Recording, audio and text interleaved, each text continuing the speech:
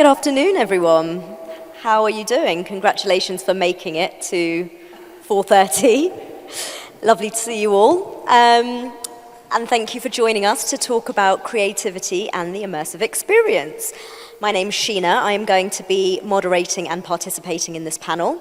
I'm co-founder of an organization called the Immersive Experience Network, and we have set up recently to try and bring together the many different strands that identify as immersive, from scare attractions to immersive technology, theatre, LARP, and beyond. And we want to work together to really explore how we can create a more sustainable immersive sector. I also work as a producer and experience designer with brands and agencies to create experiential campaigns, and I have also co-created some physical location-based experiences based on both original and established IP. I'm delighted to introduce my fellow panel members today. We have got Eddie Kemsley, who is CEO here at Dreamland and board director of Margate Estates, where she's focused on diversifying the seafront portfolio to create a year-round arts and cultural destination. Her time working across attractions, hospitality, and leisure has placed her on the front line of placemaking and regeneration through entertainment. I'm also joined by Botibol, who is the Managing Director and Creative Strategy Director at Swamp Motel. They are an agency that make immersive, playable experiences for brands and award-winning immersive experiences for audiences based on original IP. One such IP, their online trilogy Iskander, has taken the dissemination of IP the other way, with the film and TV rights being purchased by Gaumont, which is an incredible achievement, so congratulations. And how are you all doing, guys? Very good. Good. Yep. Very excited to be here with you both. I feel like everyone should come to the front. I know. They're like, yes, come on, come down here. Let's make it more intimate, as there's only a few of you.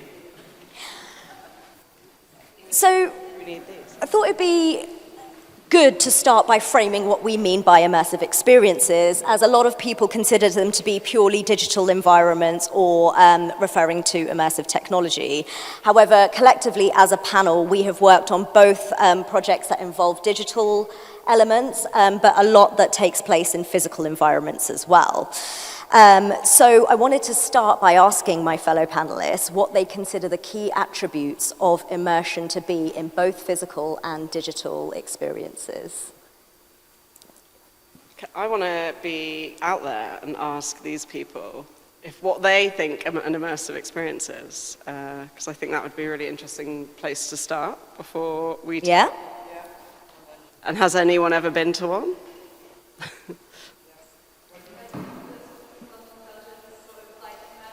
Mm-hmm. I think that's more immersive than technology, VR? Yeah. because I've done with the VR, it's like a roller coaster, but you're just sat in a chair, and I think the whole time you're pushed away, and it's really weird, whereas I like immersive theatre where you actually forget that you're not. Mm-hmm. Yeah, amazing. The London Dungeons, I've not been for years, but I feel like I want to go back. Yeah? Thanks. Hi, I've got my company. I'm a design consultant for retail, luxury, and events. So I use a lot of immersive experience for my customer to have the best experience in the shop. So I will use the 5 senses to play with them, to make them purchase something. I will play with the atmosphere, the light, the color, the shape, everything. So for me, immersive, it's not the 2D reality. It's really like what you will touch, you will smell, will make you have the best experience to purchase something somewhere or just enjoying an event. Cool. So yeah, that's good to hear. So I think interesting to hear, I guess, what you guys think. So one of the, I guess there's a couple of things that I guess at Swamp Motel we really believe in makes something immersive. And it is very much, as Sheena said, less to do with the format and the way that the experience is delivered, and much more to do with the storytelling and the role of the audience member within that story. So the core attribute that we always talk about is does the audience member have a role to play within that experience? Like, is there a real reason for that person to be there in that story world? And do they have agency to change things within that world?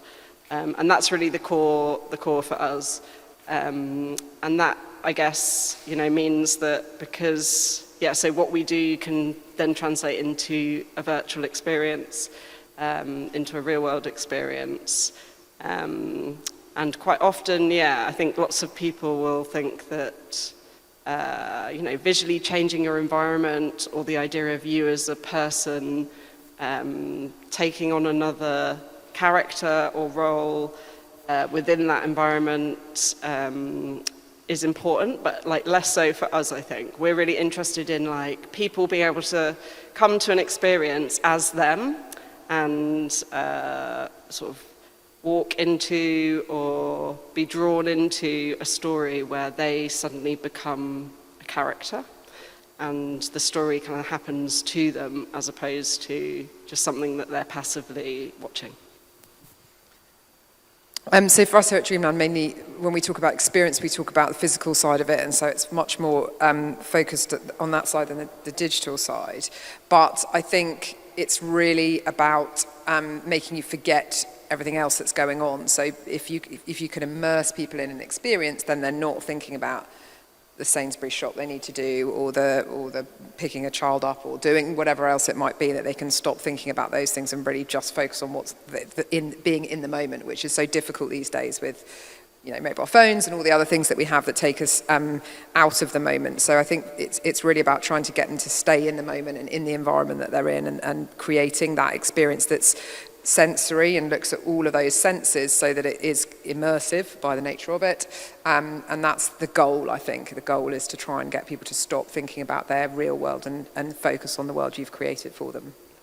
Yeah, I think I agree. I think it's a combination of the things that you've both touched on, and as you said as well, stimulating the senses, creating this sense of escapism and putting people at the heart of a story. I work primarily on the entertainment side, so when we think about immersive and the key pillars, we would say there were three things. One being the design of an environment, so giving people a sense of place. Secondly, being a narrative to give context to that place. And thirdly, giving the audience purpose. And that is usually delivered primarily in the work I do through gamification, but there's many ways you can give people an objective, a reason for being there, and a reason to care. And I think all of those are actually levers that can be dialed up or down and apply whether it is a hospitality experience, an online experience, or a theatrical experience. Having said that, we all very much acknowledge that a lot of this world building, as we've been speaking about, can be quite expensive. And the challenge we have is how to make these experiences sustainable. So I really want to talk about how we scale personalization within these type of experiences, which are, by their very nature, very costly to operate and set up. Yeah, I mean, this is probably the biggest challenge there is. So, a lot of what we do is about throughput. How many people can we get through an experience, and how can we make sure it's still personal, so they feel like they've had something that's unique to them or in some way unique to them. And it's really, really difficult because, there's huge expense occurred. If you think about, anyone that's been to see live music this year, you might be amongst 5,000, you might be amongst 50,000, you might be 65, 70,000, and you feel like you've had an amazing experience, but it's not personal, it's not unique to you. You've experienced pretty much the same thing. There's maybe if you're a bit nearer the front, you get a slightly different experience to if you're right at the back, but that's about it, Whereas, expectation on immersive experience is that it's going to be very personal. You're going to have a journey of your own. You're going to have memories and things that you take away from that experience that are personal to you and perhaps different to other people that you might speak to that have been through a similar experience. And so delivering that for the consumer in a cost-efficient way that makes it viable is really, really difficult. We launched something called Dreamland in 2016, where we did a scare festival here, and I'm sure you guys are familiar with scare festivals. Understand the basic premise of those. So they're actor-led, mazes that you go through and you have different experiences. They come with a lot of narrative and storytelling, set building, etc. And they're really expensive to put on. And by the nature of them, because a lot of it involves actors jumping out and scaring you, you can't have too many people going through them at the same time, because otherwise you've seen the scare that's happening 5-6 people ahead of you, so you're not scared by it when you go past that bit of the maze or whatever. So getting the balance right around cost to deliver experience and making them personal and making them, people feel like they're getting something that not everyone's getting, versus the throughput and ticket price of what's achievable depending on location and what you can achieve in London versus what you can achieve outside London, two different things.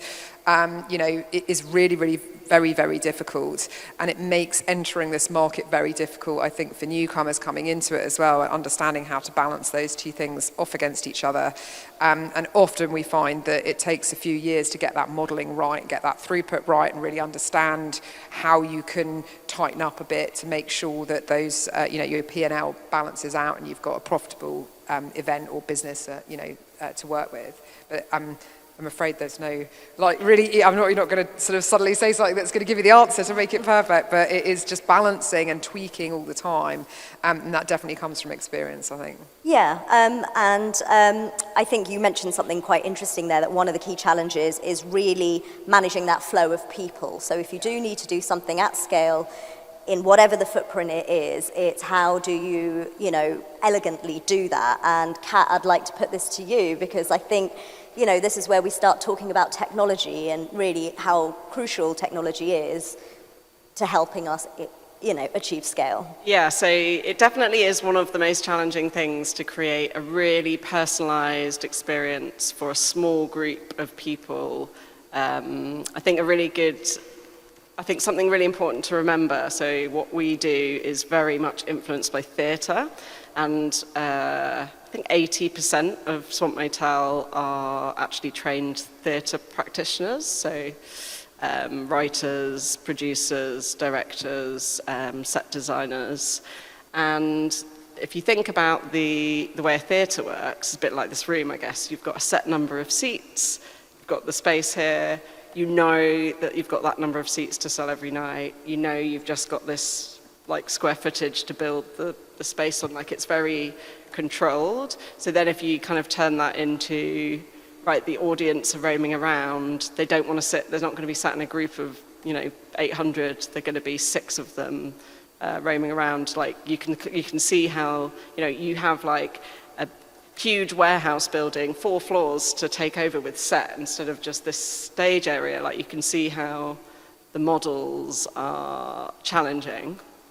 So one of the things we're really obsessed with at Swamp Motel is this idea of personalization, and I guess slightly different to,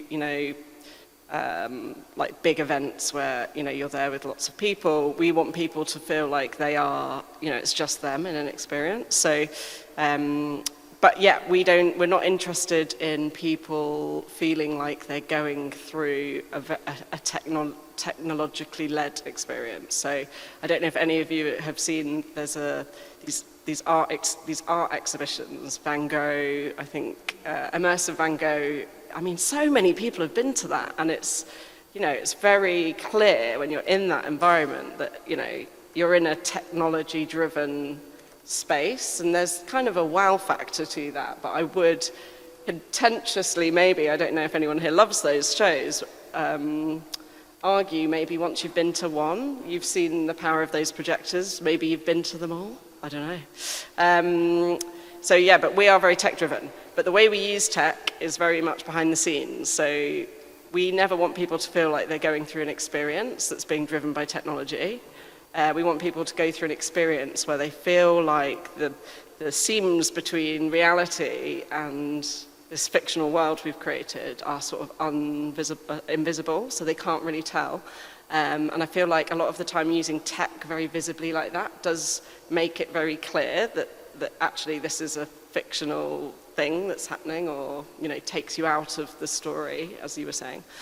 So yeah, we use a lot of really, I won't go into the details of it because actually it's all quite boring technology, but it's a lot of automation software and some of it which is more industry-led. So we use this program called Q Labs, which is a program that's used a lot by like lighting designers in live events and theatre, and actually a lot of what we do is kind of hacking into that, because that is a lot of automation. It allows you to automate how when videos are played. So there'll be moments in our experiences where it will feel like magic, that something's just happened, like you've done something, and then suddenly a video will start playing, and it will feel like the environment is very responsive to you, but in a way that does feel kind of magical and a bit like you can't really work it out why. But what actually is driving it is a lot of different types of software that we have a very clever creative technologist who kind of hacks into all these bits of software and sort of sticks them all together. So that's how we're sort of trying to solve that challenge. But it does mean that we can create experiences in much smaller footprints, much smaller buildings, which does make the costs, the upfront costs, a bit less. And I guess there's loads of examples of people doing it with crowd holding. So Secret Cinema are good at that. They have all sorts of areas on site where they can hold large groups of people and keep them entertained. They can just play them an episode of Stranger Things and that'll keep them going for a bit whilst they're dealing with the fact that they've got backlogs or they've got clogging up where people aren't moving fast enough through certain areas of the attraction. I went to a Punch Drunk production in New York a few years ago where they did it absolutely brilliantly, and I spent weirdly on my own for like half an hour in this production, completely on my own with an actor, and then left completely on my own for a period of time, and everyone else was in groups and doing things in individuals or pairs or groups of 10 or groups of 20, and you think on the surface that that's just amazing, that I've had this completely amazing experience where it's just me on my own. But actually all those things are so controlled, from behind the scenes through either technology or people, and they have actors that they'll just spin out into the environment. Crystal Maze do it, where if people aren't moving fast enough through the different parts of the maze, because some of it's time controlled in terms of challenges and some of it's results controlled, you've got to solve a thing or find an answer, they'll have actors they can just throw in there to kind of move people on or give them an extra clue or kind of whatever. And I guess the kind of modern, probably cheaper in the long run version of that is getting the tech to do that hard work for you. But it is really, really complex. Crowd management in those scenarios is really, really complex, and probably the best example of the one where you really can't get it wrong is doing Father Christmas and making sure that kids don't work out that there's 6 booths with Father Christmas in all 6 of them, and that you don't kill the magic when they're at a certain age, and as they get a little bit older and you see the 9 and 10-year-olds going, I think there's that, and you're like, no, there really isn't. What do you mean I do? Yeah, sorry. There's more than one. Sorry. No, just he moves from room to room just to make the flow easier. But there are certain circumstances like that where you really can't get it wrong, and again, like I was saying a minute ago with scare actors, providing scares, you can't get that wrong. You will kill the experience. And there are other examples when you can manage it more. You can do holding areas and you can use tech and that kind of thing. But nonetheless, the biggest challenge remains the challenge of throughput and therefore revenue versus cost and experience, and how you balance those two off against each other to get the best result really for your consumer, because that's obviously what's going to deliver your brand loyalty and success.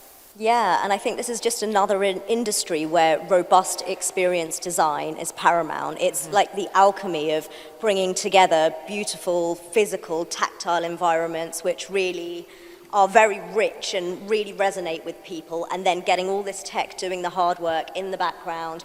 Performers, they can make or break an experience and are in essence co-creators when we're talking about immersive work. They don't just come on and, respectfully, obviously, read their lines or perform a piece. They are literally responding to an audience and really crafting that personalized experience. I was just going to say one extra thing. I think something really interesting that we've discovered through our work is our work is really starting to converge now with lots of other, practitioners, people who work in the computer game industry. And I think that it's really we've just started working actually with an AI company called Charisma AI, who do this amazing, so they have a platform that allows you essentially to program a digital human. how creepy is that? But the reason they built this platform is actually for computer game purposes. So you play a computer game, there's a number of your key characters that you interact with throughout the game, and then there are all these other people that populate that world that's created. I think they're called like minimum viable players or something.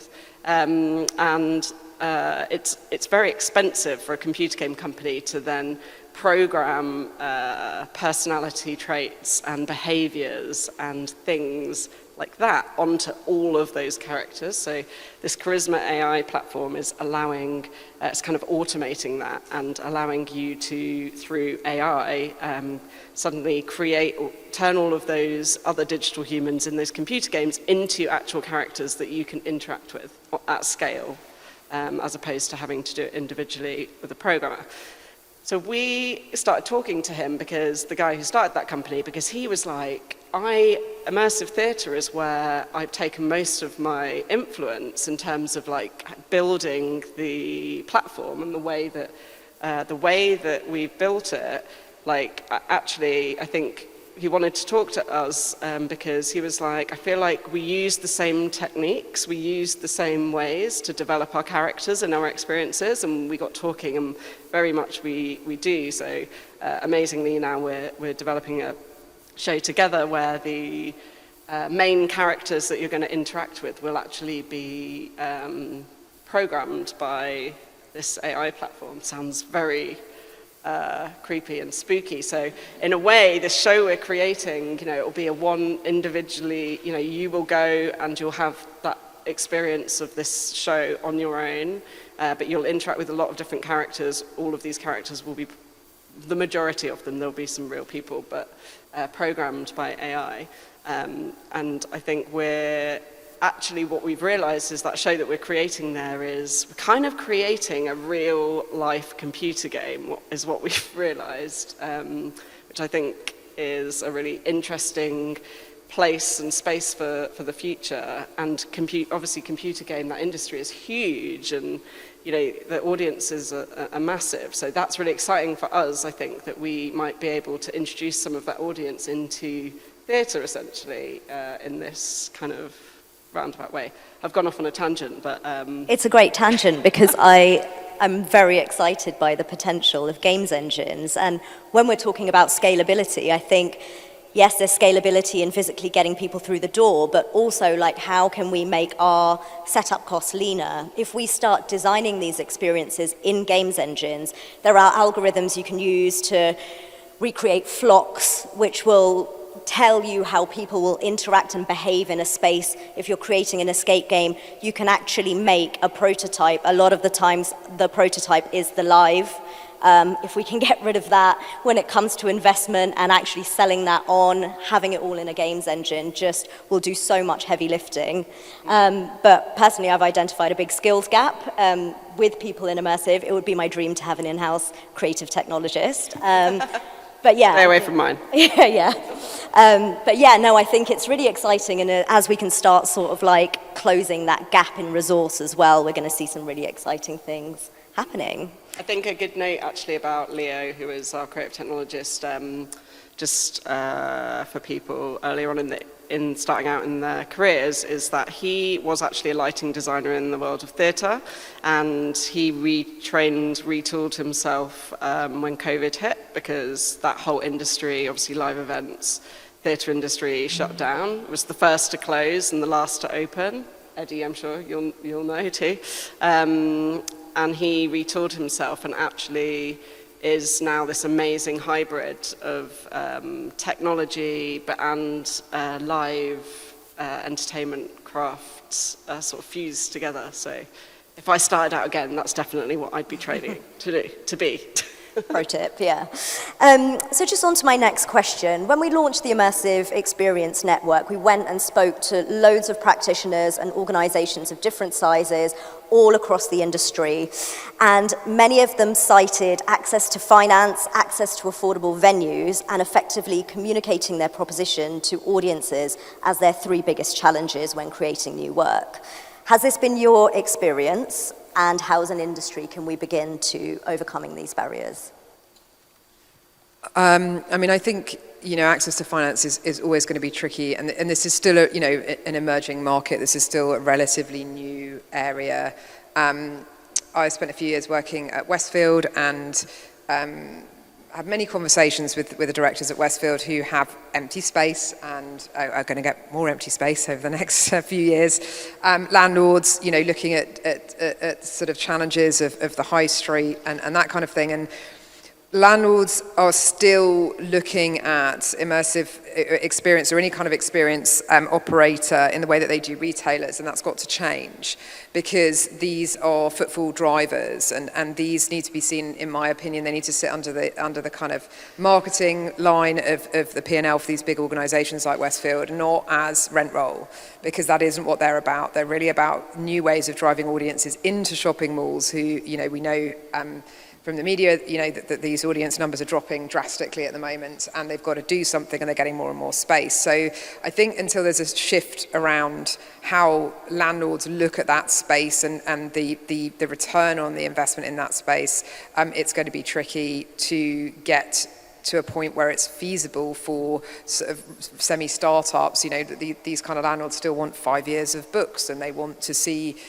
track record and that kind of thing. And a lot of these really exciting products and concepts that are coming out are new. They're under new codes. They're set up as SPVs, and they're not necessarily, part of a big organisation. So that's part of the attraction. That's part of why they're interesting and new, and that's why the landlords should want them. In terms of funding in the first place, it is a massive challenge to get funding in this sector, and it doesn't fit neatly into, again, for some of the reasons I've just mentioned, doesn't fit neatly into the box that works for a lot of traditional investment houses. And so, I think it's an entrepreneurial space, and you need to go and find entrepreneurial investors that can see the future and looking at how the world of experience, leisure, hospitality is where that's headed, certainly from a bricks and mortar perspective, from a digital and tech perspective as well. Like, this is the future, and these kind of immersive, personalized experiences. Everything we do now is personalized. I mean, everything you get, every bit of content you get through your phone is personalized. It's reflective of you and what you're interested in, and we know this isn't going away. So I hope that some more doors will open in terms of the opportunities to access finance, but at the moment it's still a very tough environment, in my experience anyway, to try and raise funding for these kind of things. Yeah, I know, Kat, you guys have had some experience of leveraging brands in the work that you've been doing. Yeah, so we make money, get money in from two different places. One of the places is similar to how Eddie is talking there about, investors, and you have to find people who are doing it for the love. Probably more than the money, to be honest, a lot of the time. And then obviously the tickets that we sell to try and make that money back. But the other space where we actually in the last year have made most of our money is actually working on commission for brands. And the amazing thing about that is that a lot of people, I think, who come from a theatre background, well, there's two things.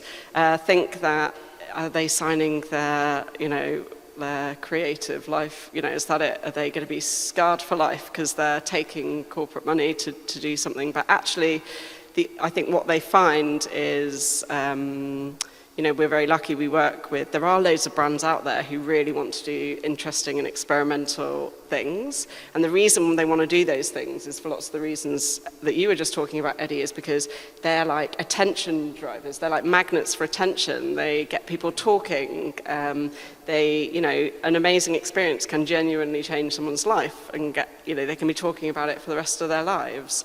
And there are brands and people, I think, who are kind of quite visionary in those brands who can see that and see the power that can have for their particular brand or their product to be attached to that feeling in a consumer.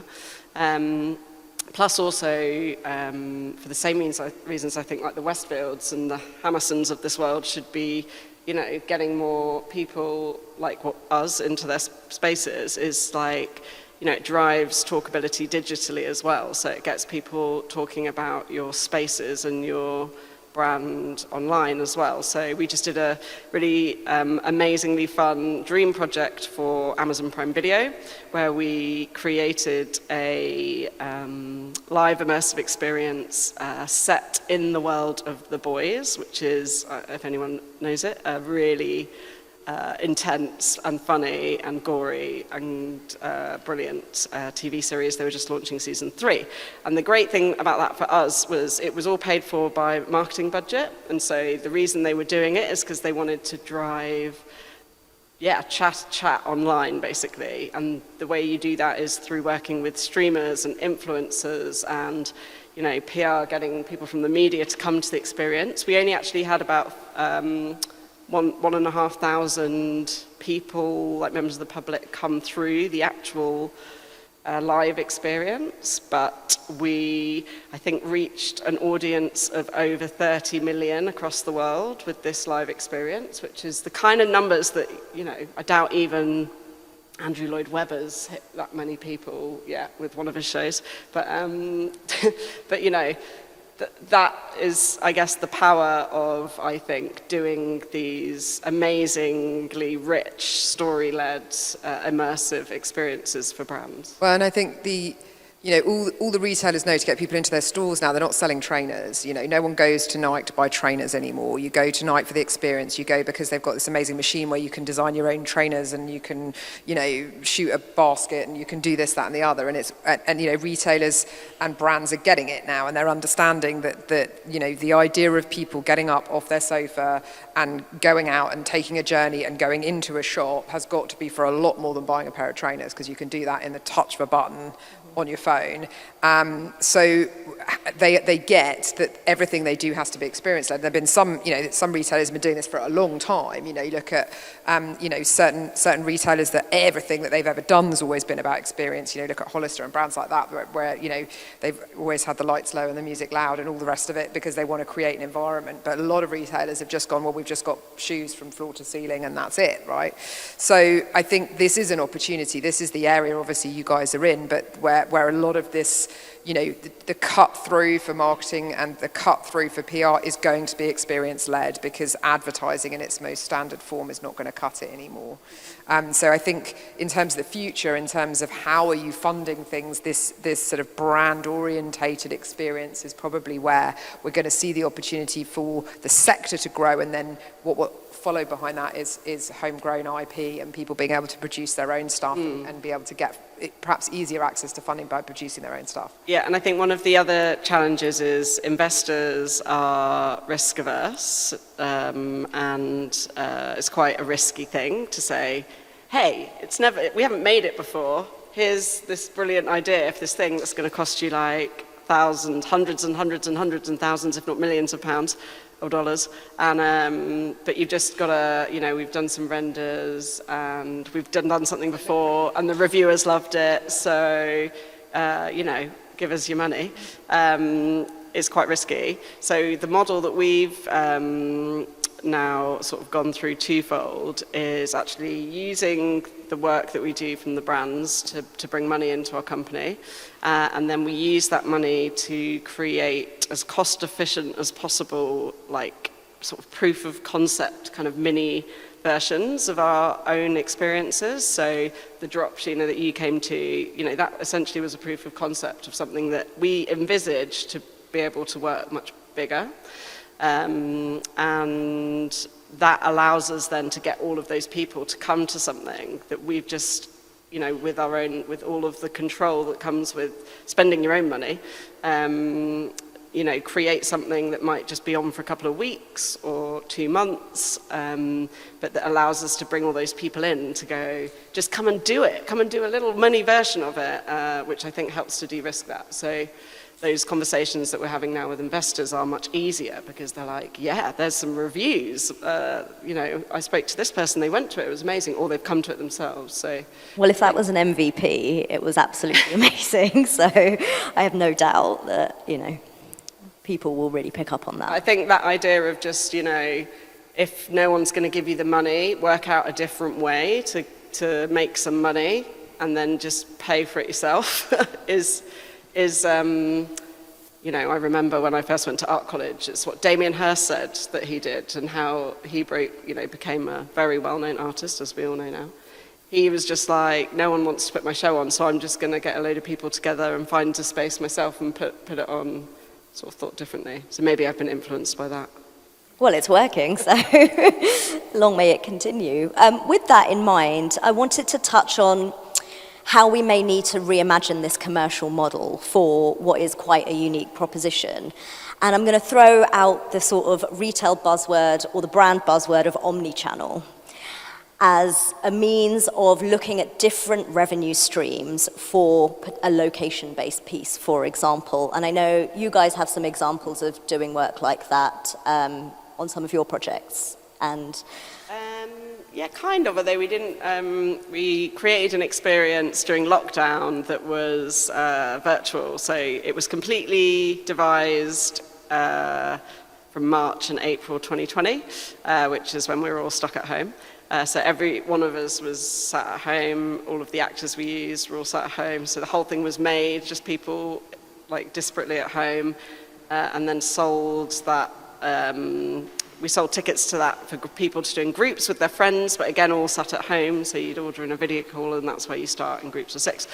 So anyway, that experience, so the way that we constructed that experience was by really leaning into this idea of like thinking about the internet and what's the sort of great thing about it, but also the worst thing about it.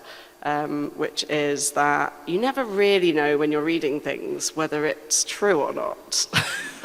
And so we kind of just leaned into that and then kind of left story breadcrumbs in all different places around the internet. So we led people essentially on this kind of trail around the internet. Some of the things they were looking at were real, and some of the things they were looking at were things that were fake that we'd created. But and some of the people they interacted with were fictional characters, and some of the other people they interacted with were real people. So it was a real kind of mishmash, but it was omni-channel in the true sense of the word, as people in advertising will talk about. In that 90-minute experience, you interacted with content on your phone, on your desktop, text messages, phone calls, like probably every kind of advertising format that you could think of in a way. And I do think the interesting thing, actually, back to your question, off the back of it, was we accidentally, one of our characters has kind of become a bit of a YouTube influencer, because through the number of people that have gone to his YouTube channel, even though he's a fictional character and we made a fake YouTube channel, so many people have been to it now that he's like got loads of followers, and he's kind of got influencer status now, even though he's not real. And actually, some of the websites that were fake websites for fake companies that we created as part of that experience, their SEO is so good now that they like come up top of. So we kind of customer inquiries, for things that you might search. So we've kind of. I think through that experience, which we didn't monetize any of those individual bits, but I think we learned so much about that, and we can now see, I think, different ways that we could probably build in some monetization. Because I was like, if we had ads on Evan Louty's, we should be, serving ads on Evan Louty's. Make it all the more authentic as well, if you did have. I think what's really exciting about that online trilogy is that you really created a new, compelling IP. You've obviously sold the rights to TV and film, but there's nothing to say that the potential of that now, as it's got influencers, made-up influencers, and this really engaged audience, that there couldn't be another counterpart that lived as a location-based experience that people could then live stream, watch on Twitch. There are organizations now that create live streaming in AR, and we can start really leaning into that co-creation process and actually how this brand lives across lots of different formats, which is super exciting. Yeah, definitely. It is really interesting. Interestingly, the production company that bought the film and TV rights, we thought they obviously would want to turn it into some kind of new interactive format for Netflix. But no, they were just like, we just think this story is brilliant and it's got so much depth to it that we just want to, boring old episodic, and we were like, okay, that's fine too. We're happy with that. Probably more people will watch it actually then. But yeah, the interesting thing for us about that, and obviously we're still very early days, we're still a very young company, is that, and TV production process, it turns out takes forever, is if that does get sold, so at the moment we're in like script development and they're pitching the concept, but yeah, we can totally see a space where if that gets sold, we've already got like an experience, like a 3-part experience that's all set up on the shelf at the moment, waiting for the TV show to come out, that we can then bring back to life. But also, you know, we can make episode 4. We can, you know, we've got loads of ideas actually about how we can take that, you know, create a live experience that sits in that same story world. And actually, we have just done that for another of our clients, Deloitte, those management consultants. We just turned an experience we made for them in lockdown that was virtual into a live experience, or kind of hybrid. It was like set in the same story world, and then you did bits of the digital experience, but in a live space. And that tour, we've just toured that all around the UK. Which has been really interesting too. Yeah, so I think this kind of convergence of the two, of, you know, digital and, you know, TV and live experience and gaming is like very exciting. And, you know, again, I just think worth remembering, it all just goes back to story. Yeah. You've got to create that amazing story. And then there's so many things, so many ways you can introduce people into that story. And I think immersive theatre and immersive, like the way that you have to think about stories to create something that's immersive, just like it has to be super rich and it has to have depth. And, you know, there's so much you have to create. It's why I think, of course I would think this, that immersive creators are the best. I concur. That's a great closing thought. We're actually at time, and I just wanted to know if there were any questions from the audience? No? Okay, with that I will wrap then. Thank you guys so much. It's been a real pleasure speaking with you today, and thank you all for coming.